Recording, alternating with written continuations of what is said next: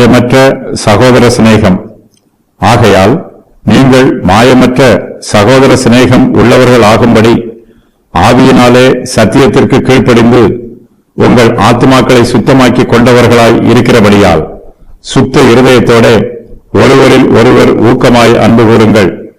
விசுவாசிகளாக நம்மிடத்தில் சகோதர சிநேகம் நிரம்பி இருக்க வேண்டும்.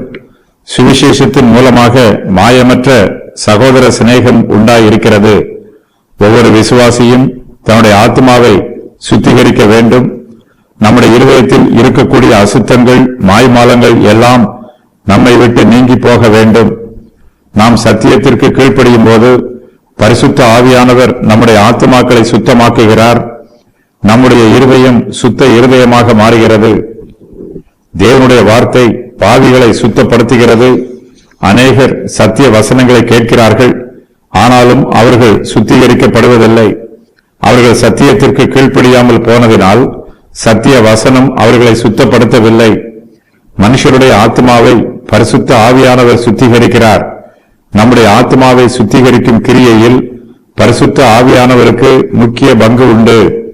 நம்முடைய ஆத்மாவும் இருதயமும் சுத்திகரிக்கப்பட வேண்டும் என்னும் நம்முடைய வாஞ்சையை பரிசுத்த ஆவியானவர் அனல் மூட்டி எழுப்பி விடுகிறார்.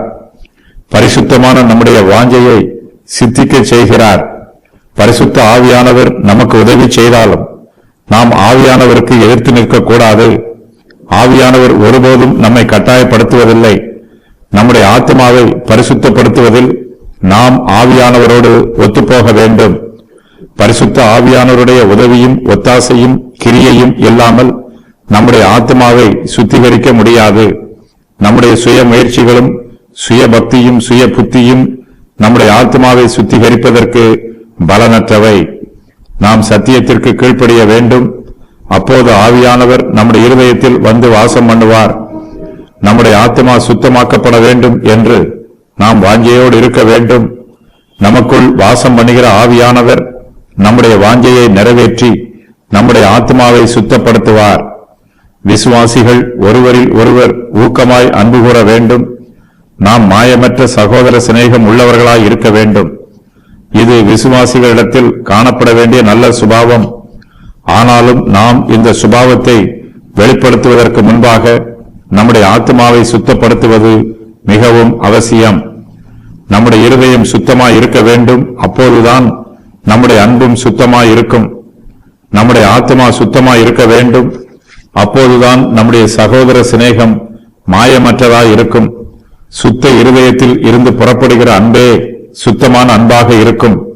நம்முடைய இருதயம் அசுத்தமாய் இருக்கும் போது நம்மால் ஒருவரில் ஒருவர் ஊக்கமாய் அன்பு கூறவும் முடியாது.